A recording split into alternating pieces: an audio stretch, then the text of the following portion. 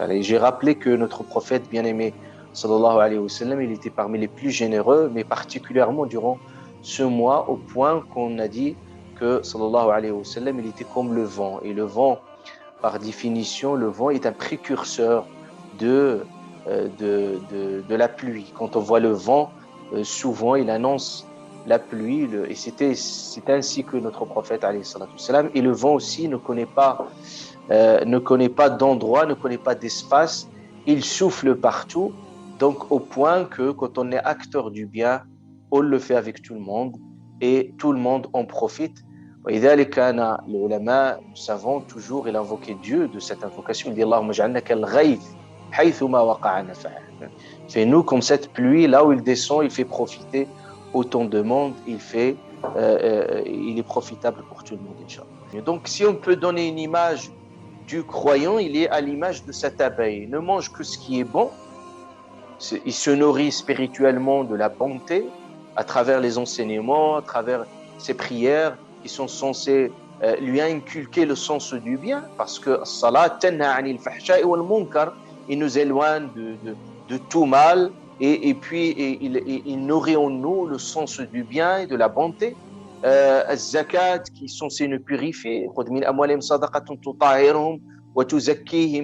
donc il nous purifie de l'intérieur. Donc à travers cette nourriture spirituelle de base, cette abeille ne prend que ce qui est bon et puis ne produit que ce qui est bon.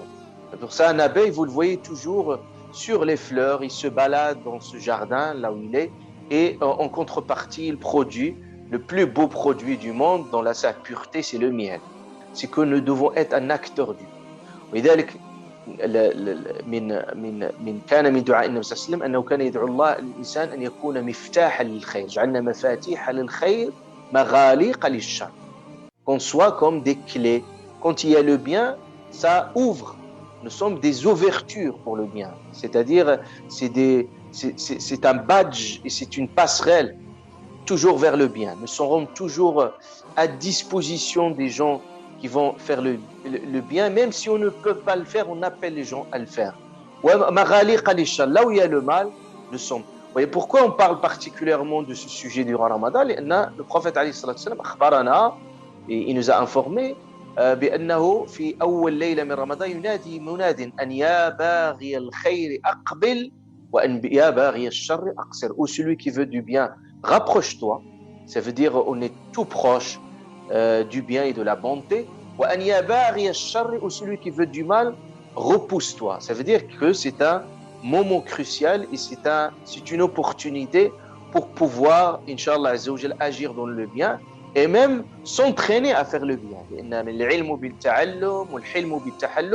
n'y a pas quelque chose qui pourrait venir comme ça soudainement sans qu'il y ait un effort préalable. C'est-à-dire on pourrait jamais, on est toujours dans l'incertain, on pourrait jamais ce qui pourrait nous sauver. C'est pour ça que le prophète alayhi salatu wassalam, il dit La tahqiranna min al-ma'ruf shay. Il faut dévaluer aucune action, minime soit-il. Il dit même le fait de rencontrer ton frère avec un visage souriant, même le sourire, ça serait une action du bien.